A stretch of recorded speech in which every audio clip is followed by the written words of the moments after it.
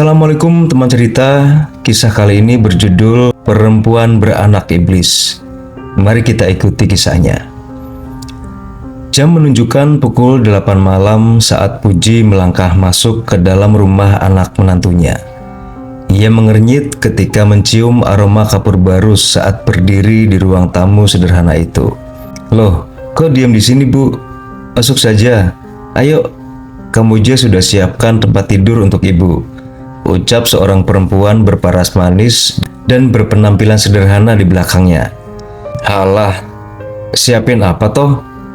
Paling juga cuma dibersihin. Emang ya, kamu pasti sudah melet Eko anak saya," bentak Puji. Kamboja, perempuan berusia 20 tahun yang menjadi menantunya sejak 1 tahun lalu itu hanya menunduk lesu. "Rumah kok kecil sekali Toyoyo," sungut Puji lagi. Ia mengedarkan pandangan, wajahnya menunjukkan raut tidak senang. Rumah peninggalan mendiang orang tua Kamboja sangat sederhana. Ruang tamunya bahkan hanya diisi 4 kursi plastik merah murahan dengan meja kotak plastik berwarna senada yang ditata di tengahnya. "Kenapa masih di sini, Dek?" "Bu, butuh sesuatu." Eko, putra bungsu Puji, tampak sangat kelelahan. Ia menjinjing tas hitam besar milik sang ibu. "Kamu kok betah di sini kok?" "Ini itu sama kamar Mbak Iem, pembantu kita. Masih besar kamar Mbak Iem," gerutu wanita yang tangan dan lehernya berhias perhiasan berukuran lumayan besar. Eko membelai pundak Kamboja. Pasti wanita itu sangat terpukul.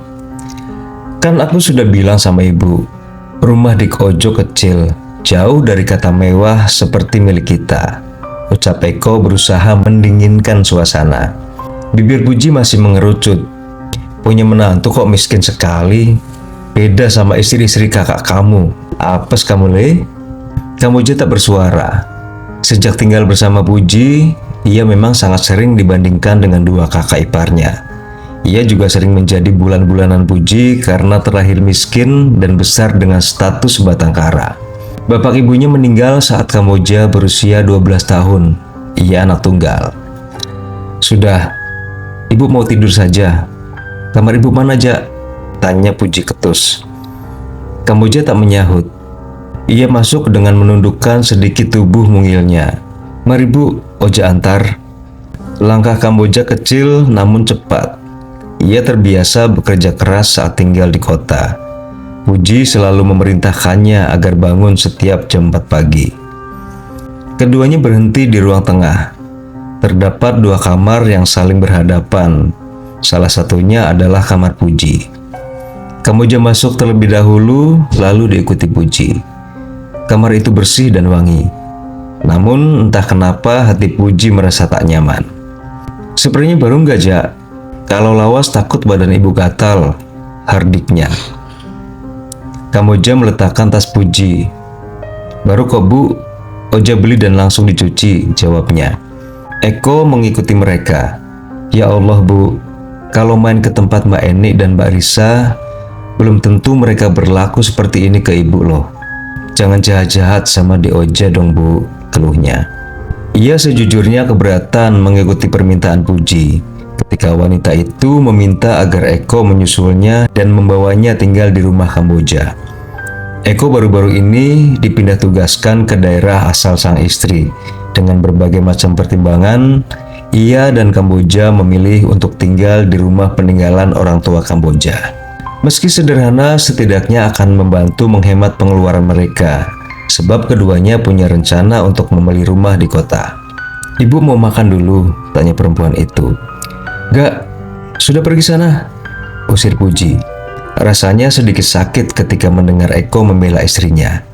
"Sudah, mungkin ibu capek. Kita makan bersama ya." Eko berusaha membesarkan hati Kamboja. Perempuan itu tersenyum. Keduanya lantas meninggalkan Puji yang duduk di tepi kasur. Melihat anak dan menantunya keluar, ia segera bangkit dan menutup pintu kamar dengan kuat. Kamboja bahkan masih bisa mendengar suara gerutu milik mertuanya. "Sabar ya, aku harap kamu betah tinggal sama ibu lagi." Eko mengelus rambut panjang istrinya. "Iya Mas, semoga saja," jawab Kamboja lirih. Keduanya lantas berjalan beriringan menuju meja makan. Di atasnya telah tersedia berbagai macam menu lauk yang menggugah selera Eko. Puji membaringkan tubuhnya. Sejak tadi ia tidak bisa tidur sama sekali. Setiap bergerak, keranjang tua itu akan mengeluarkan bunyi berdenyit. Kenapa juga aku bikin masalah sama Eni? Akhirnya jadi begini. Mana si Risa juga orang tuanya pelit, keluhnya sambil memijat kepalanya yang terasa berat. Ia sebenarnya punya rumah pribadi, namun karena rasa sayangnya pada anak nomor 2-nya terlalu besar, Puji rela dan dengan suka hati merubah nama kepemilikan rumah itu menjadi nama anak keduanya. Kini rumah itu dikuasai oleh Risa, menantu keduanya. Risa dan Enik berteman baik, tentu karena mereka dari kalangan yang sama-sama berada. Puji tak sengaja merusak tas keluaran terbaru milik Enik. Ia yang mengira menantunya tak akan mempermasalahkan hal itu, ternyata murka dan langsung meminta Risa mengusirnya. Itu karena Puji merobek bagian bawah tas seharga ratusan juta tersebut. Sialan, empatnya lagi. Ia mengeluarkan ponsel genggamnya, lalu mulai menggulir layar benda pipih tersebut. Tampak status WhatsApp teman arisannya yang memamerkan makan malam mereka. Matanya membelalak ketika mendapat status milik Risa. Anak menantunya itu sedang makan malam di sebuah restoran terkenal. Ia juga bisa melihat putra keduanya, Nino, berada di sana, lengkap dengan besannya. Puji mengumpat, hatinya sangat marah. Kenapa juga ia harus tinggal dengan Kamboja, menantu miskin dan melarat kesayangan anak bungsunya. Tangannya meraih tas berwarna merah dari atas nakas dan meraih sebungkus rokok mentol. Tinggal 2 batang lagi. Ia mengambil satu dan membakarnya. Walau sudah berumur, Puji tak bisa menghentikan kebiasaan buruknya itu. Asap putih tipis keluar dari bibirnya yang keriput. Puji menatap langit-langit kamar. Ketika fokus pada salah satu genting kaca, ia terkejut saat sekilas mendapati sepasang wajah tengah menatapnya. "Apa itu?" tanyanya. Ia refleks berdiri. Tangannya masih memegang rokok yang menyala. "Ini rumah udah jelek, angker juga," maki Puji. Ketika akan keluar, ia menyentuh gagang pintu dan terlonjak kaget, sebab merasa sensasi panas pada tangannya. "Astaga, ini rumah macam apa sih?" Puji mendelik. "Kamboja, Kamboja," teriaknya memanggil nama sang menantu. Lama tak ada jawaban dari luar. Hawa dingin menyergap Puji. Ia merasa semakin tak betah. Matanya mulai menyapu ke sekeliling. Ruangan itu kecil dan hanya diisi oleh sebuah ranjang kayu, lemari dengan ukuran cukup besar, juga sebuah cermin. "Tunggu, itu..." Mata Puji memicing. Ia yang memang menderita -3 itu sedikit kesulitan melihat objek dari jauh. Ia bisa melihat pantulan dirinya dari cermin.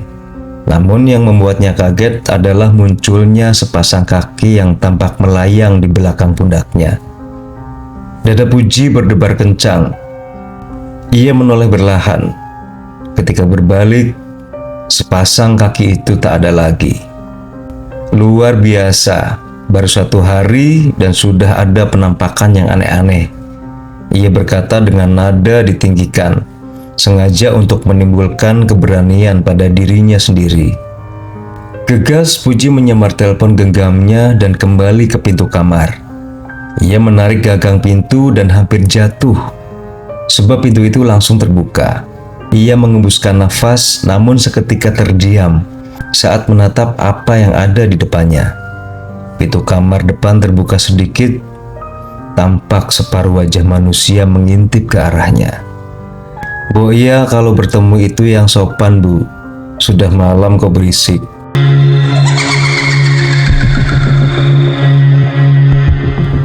Tengkuk Puji meremang. Ia menelan ludah dengan susah payah. "Orang baru kok sombong sekali toh?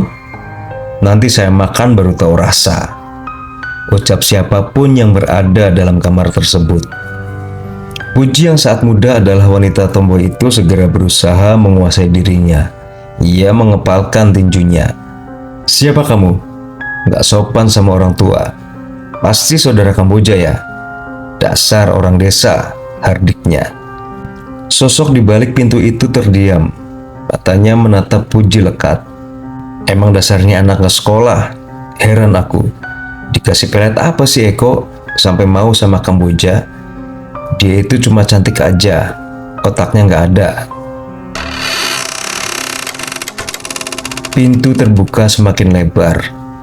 Puji mematung saat mendapati sosok misterius di depannya. "Tutup mulut kamu yang besar itu, Bu, sebelum aku menutupnya untuk selamanya." Sosok itu berdiri dengan separuh tubuhnya saja. Aroma amis menguar dari genangan darah yang berasal dari bagian tubuhnya yang hancur. Puji terkejut bukan main. Tubuh tuanya luruh ke lantai. Ia tak bisa berkata-kata. Sosok yang hanya punya tubuh utuh separuh itu mendekat. Ia terus menatap tajam. Wanita itu tergagap, apalagi ketika sosok itu menyeringai. Kepala Puji semakin berat. Kesadarannya hampir hilang. Saat ia menoleh, ia mendapati Kamboja tengah berdiri dan menatapnya dengan senyuman ganjil dari balik pintu kamarnya. Di pagi hari, Puji bangun dengan kepala yang terasa nyeri. Ia kaget sebab sudah berada di dalam kamarnya. Ternyata hari sudah pagi. Ia bisa melihat cahaya matahari masuk melewati celah genting kamar. Wanita itu beringsut dan mencoba duduk di pinggir kasur. Tubuhnya terasa pegal. Ingatan tadi malam membuat tengkuknya kembali meremang. Suara langkah kaki berhenti tepat di kamar Puji. Tak lama kemudian, terdengar ketukan perlahan diikuti suara lembut milik Kamboja. "Ibu sudah bangun?" tanya perempuan itu dengan sopan. Kamboja tidak pernah sekalipun meninggikan suaranya di hadapan Puji, apapun yang ia lakukan padanya. "Sudah, masuk saja. Kenapa harus bertanya? Bukannya ini rumah kamu?" jawabnya dengan nada sinis. Pintu terbuka. Sosok Kamboja yang kini menggunakan daster berwarna coklat dengan rambut diikat tinggi ke atas berjalan mendekat. Sejujurnya, bahkan Puji sendiri mengakui jika anak menantunya ini sangat cantik. Parasnya tidak membosankan, hanya saja ia benci karena Kamboja berasal dari keluarga miskin dan tidak jelas garis keturunannya. "Mana Eko?" tanyanya. Kamboja meletakkan segelas teh melati ke atas meja. "Mas sudah berangkat, Bu. Tadi nggak sempat pamit karena takut mengganggu istirahat Ibu," jawabnya.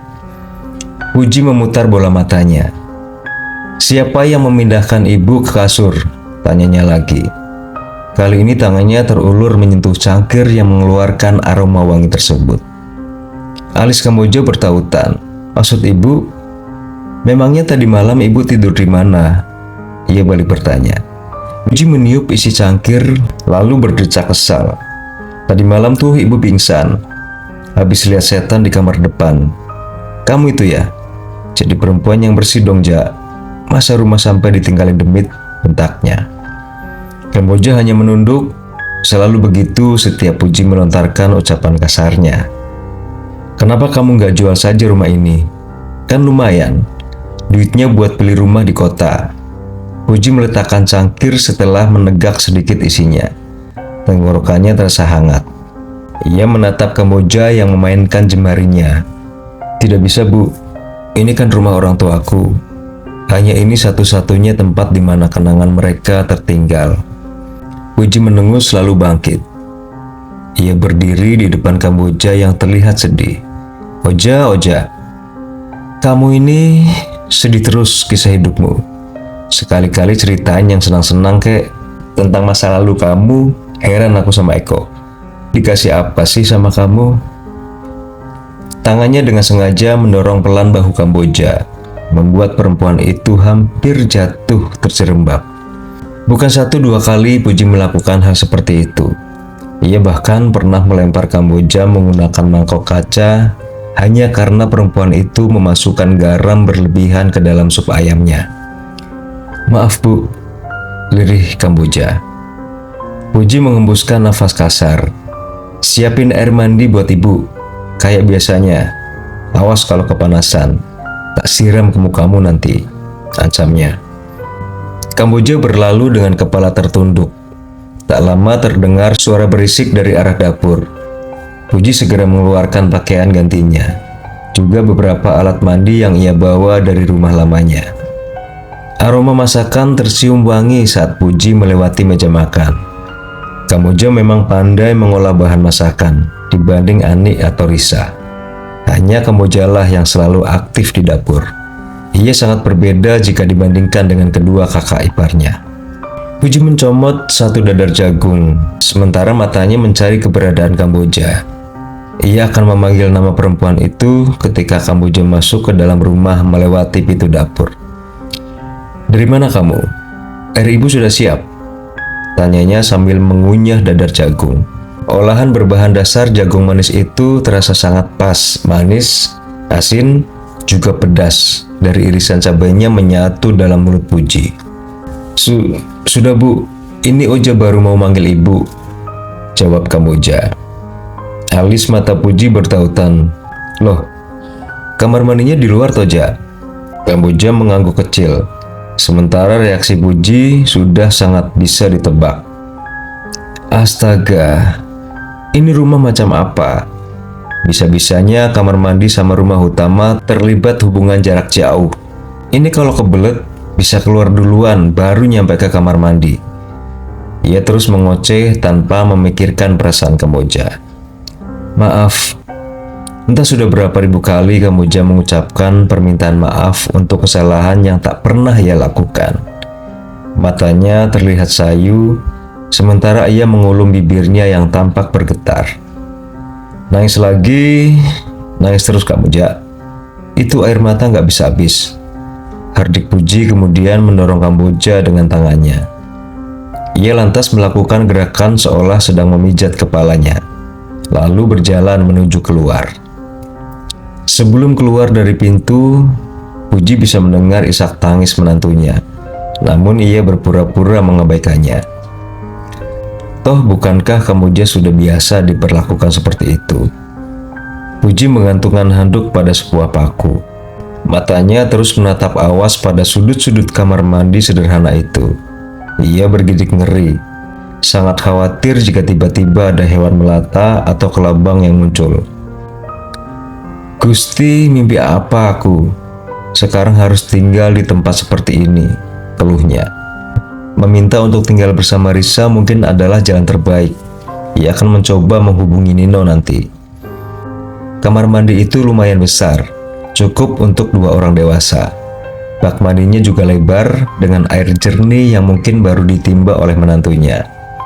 Mata Puji berhenti saat melihat air di dalam ember berukuran besar. Ia memasukkan tangannya. Pas. Air itu tidak terlalu panas, juga tidak terlalu dingin. Ia memang tidak bisa mandi sembarangan karena takut asam uratnya kumat. Perlahan Puji mulai mengguyur tubuhnya. Ia tiba-tiba merasa ada yang merayap pada punggungnya. Cepat Puji membuka mata, takut kalau ada hewan yang beracun. Namun ternyata ia salah. Tak ada apa-apa. Ia akan mengeluh ketika mendengar suara nafas orang dari arah belakangnya. "Berlakulah sopan di sini. Kamu itu orang asing." Puji mendelik. Ia segera berbalik dan menutupi bagian sensitifnya dengan tangan. Ia yakin baru mendengar suara orang di dalam kamar mandi.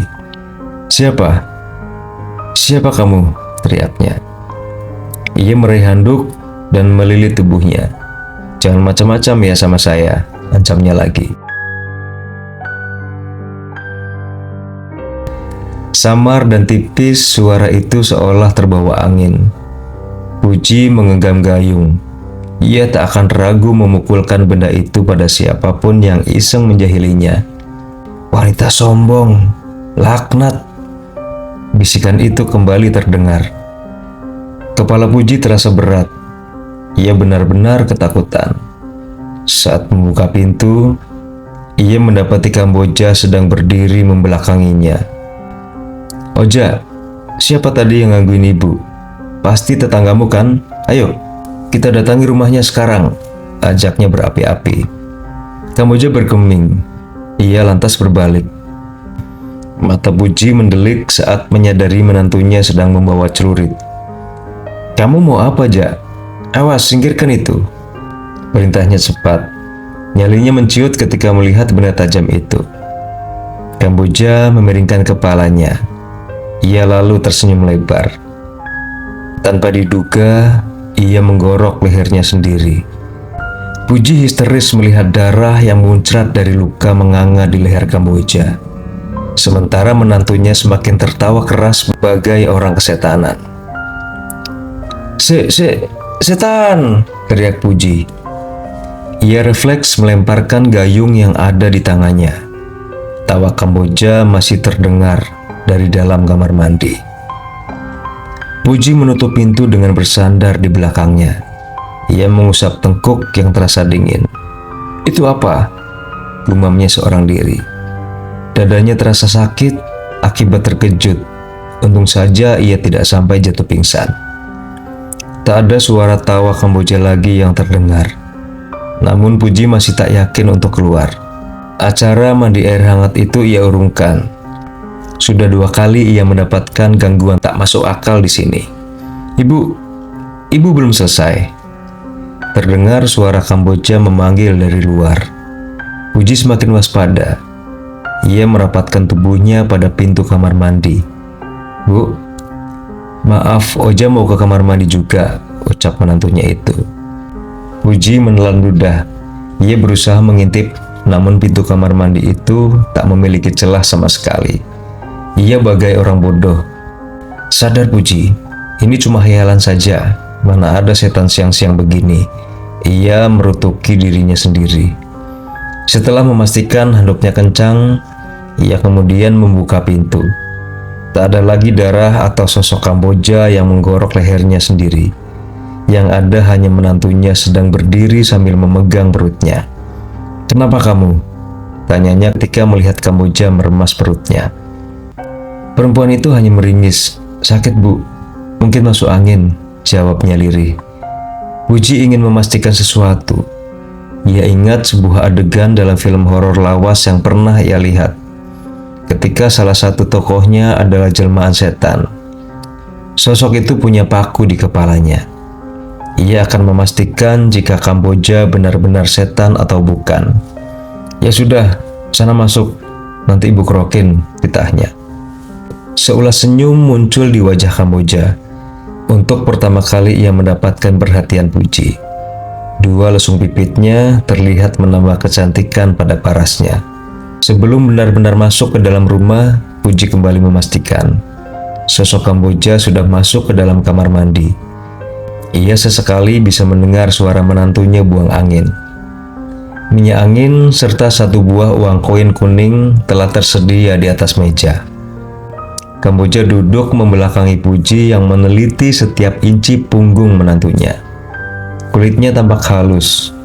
Ia menyentuh pundaknya dan agak terkejut karena merasakan sensasi panas pada telapak tangannya.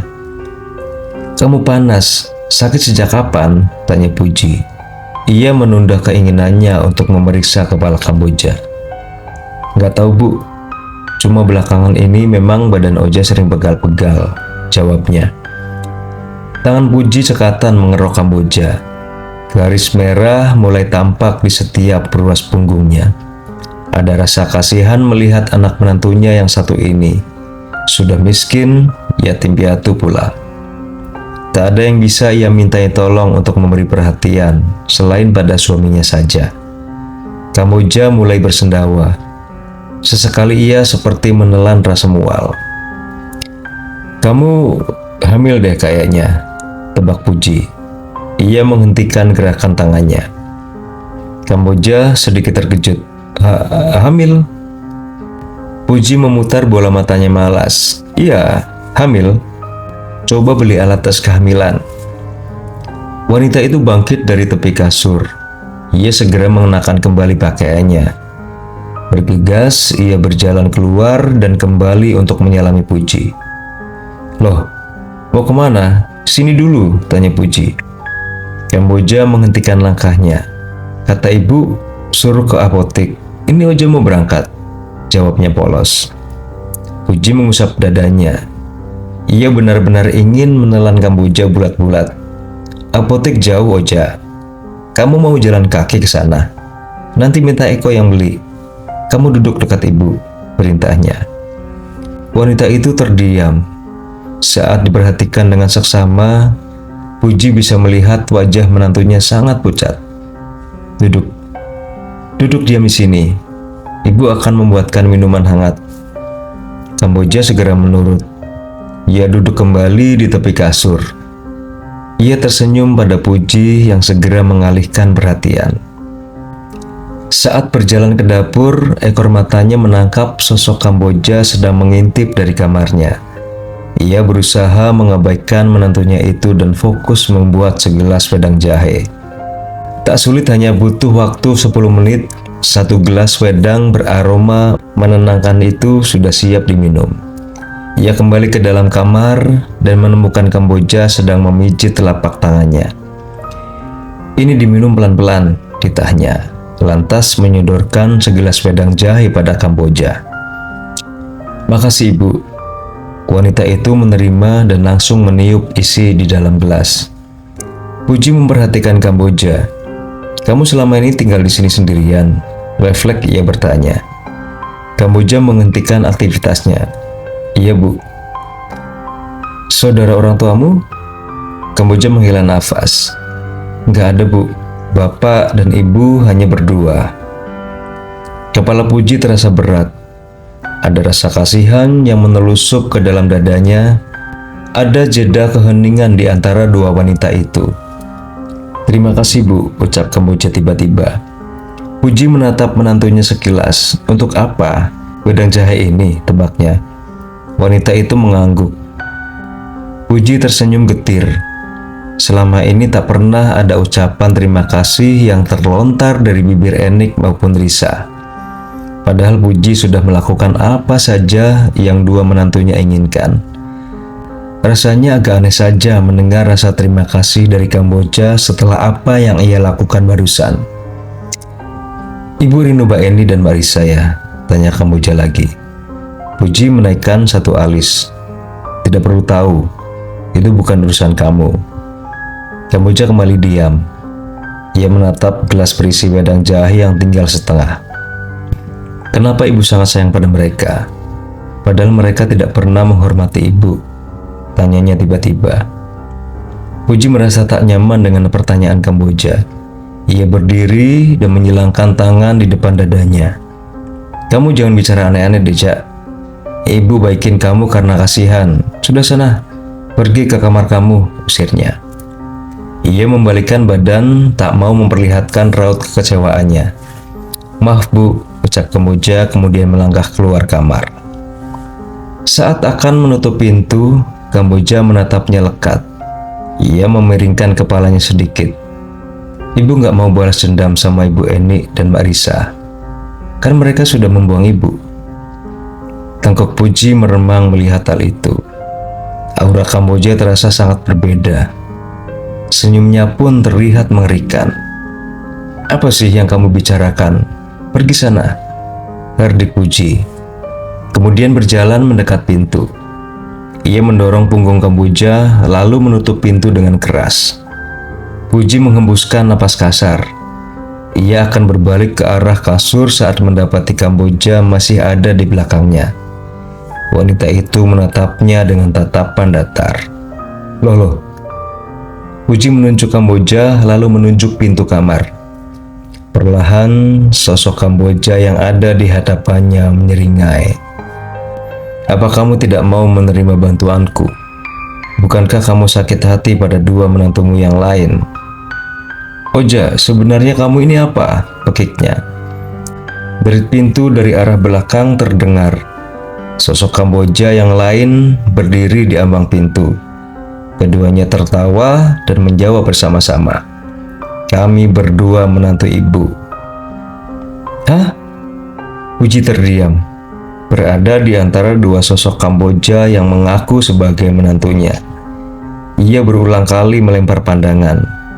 Dua Kamboja itu tersenyum miring, seolah tengah mengejeknya.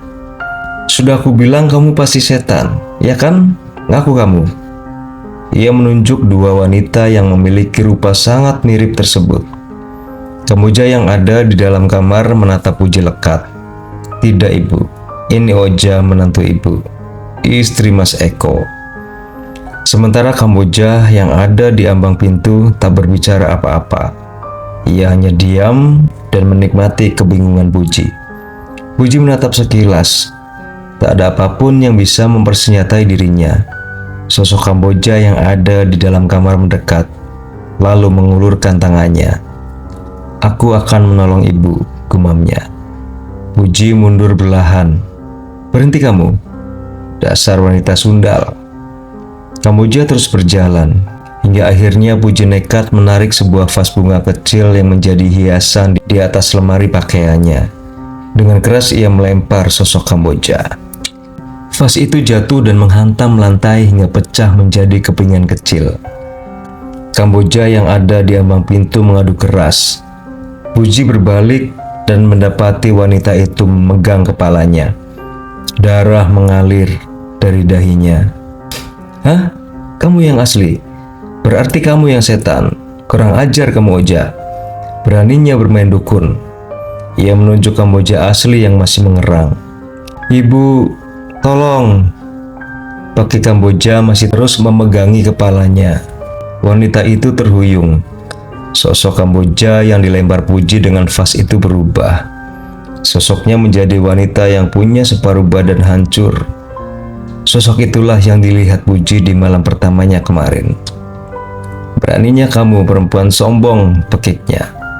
Aroma amis membuat kepala Puji pusing. Darah terus keluar dari tubuh sosok setan yang kini marah akibat perbuatannya. "Hish, hish, pergi kamu, pergi." Puji berlaku seolah tengah mengusir hewan. Sosok itu akan menerjang Puji ketika Kamboja masuk dan berdiri di hadapannya. "Sudah cukup, jangan ganggu Ibu," perintahnya. Sosok penuh darah itu berhenti. Ia lalu melayang di depan Puji dan Kamboja. "Kenapa?" tanyanya lantang. Darah terus mengucur dan membasahi lantai kamar. Perut Puji semakin mual. "Sudah, jangan menyakiti Ibu. Dia tidak salah apa-apa," larangnya. Puji menatap Kamboja yang menahan pendarahannya dengan sobekan dasternya. Bibir wanita itu terlihat pucat. Sosok seram yang ada di hadapan Puji menggeram. Ia lalu hilang. Tiba-tiba lampu kamar pecah, membuat Puji terkejut setengah mati. "Aku gak menyangka kamu memelihara demit di rumahmu ini, Oja. Akan aku laporkan pada Eko, biar dia menceraikan kamu sekalian," ancam Puji. Ia meraba dadanya yang terasa akan meledak. Kamboja tak menyahut. Ia justru pergi meninggalkan Puji yang masih terus mengatainya. Merasa penasaran, wanita itu membuntuti Kamboja. Menantunya terduduk di meja makan sambil terus memegangi dahinya. "Kamu ini sebenarnya siapa?" tanya Puji. Ia merasa berani karena tahu Kamboja yang ada di depannya manusia dan bukan jelmaan demit. "Sudahlah, Bu. Ibu boleh pergi membawa Mas Eko sekalian," lirih Kamboja. Ia tampak lemas seperti kehilangan semangat atau mungkin tengah merasa sakit. "Pastinya, mana mau aku punya menantu yang memelihara demit seperti kamu," hardik Puji. Wajah Kamboja semakin pucat. "Ya, hiduplah dengan dua menantu yang selalu ibu banggakan itu. Pergilah," usir Kamboja. Ada yang berdesir di dalam hati Puji. Kemarahannya berkurang saat mengingat dua menantunya yang lain. Selama ini perlakuan Eni dan Risa tak pernah sebaik Kamboja. "Apa yang kamu maksud dengan membantuku membalas Eni juga Risa?" tanya Puji. Ia menurunkan suaranya. Kamboja menoleh.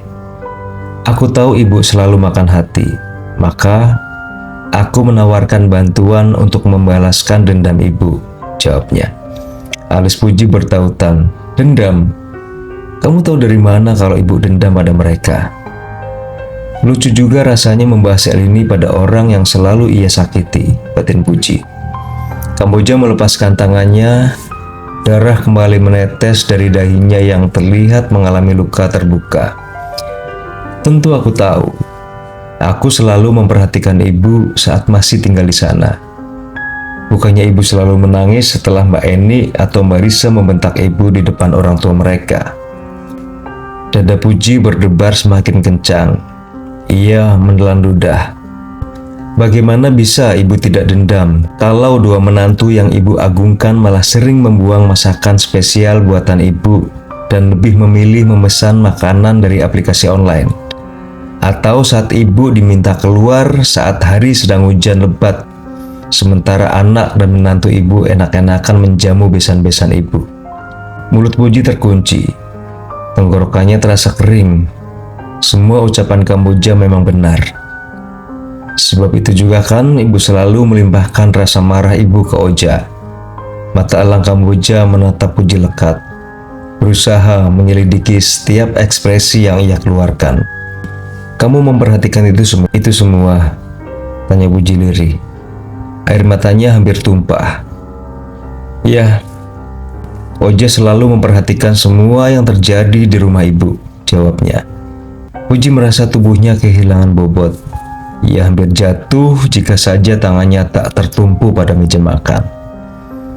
Ibu tidak bisa melakukan apa-apa. Eni dan Risa berjasa pada dua anak ibu, Ari dan Nino. Mereka begitu sayang pada istrinya, ucapnya pelan. Kamboja menggigit bibir bawahnya, kemudian kembali menutup dahinya.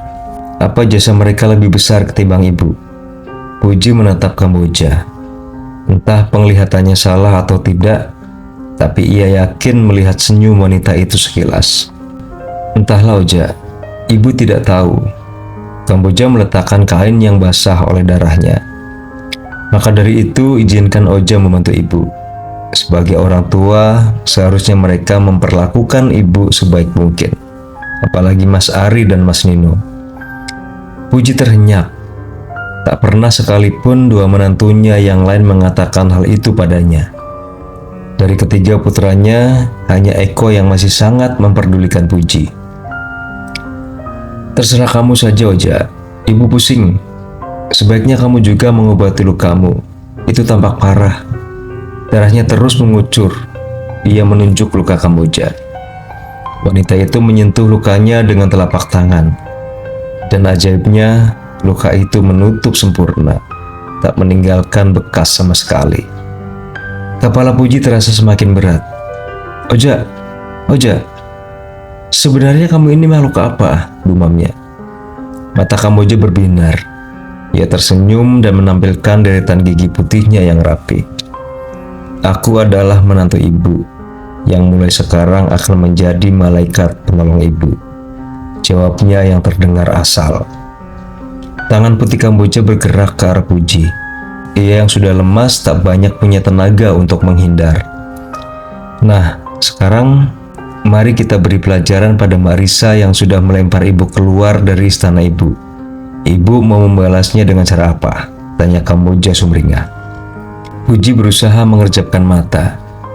Ia merasa kepalanya bagai diberi beban yang sangat berat. Wajah Risa terbayang. Rasa sakit hati karena ucapan wanita itu kembali terlintas. Apa saja, kalau kamu bersungguh-sungguh, coba buat mulut besarnya itu tak lagi bisa berbicara. Ibu masih sakit hati karena ucapannya, jawab Puji asal. Kamboja bertepuk tangan. Ia mengusap wajah Puji perlahan. Baiklah, sekarang ibu bisa istirahat dulu. Wanita itu meniup wajah Puji. Tak lama kemudian, rasa kantuk yang sangat hebat menguasainya. Ia jatuh tertidur. Sebelum kesadarannya benar-benar hilang, matanya menangkap ekspresi wajah mengerikan yang Kamboja tunjukkan padanya. Nah teman cerita, demikian tadi kisah tentang perempuan beranak iblis. Semoga kita bisa mengambil pelajaran yang baik dari kisah ini. Sekian teman cerita, jangan lupa subscribe, like, share, dan komen. Terima kasih. Assalamualaikum warahmatullahi wabarakatuh.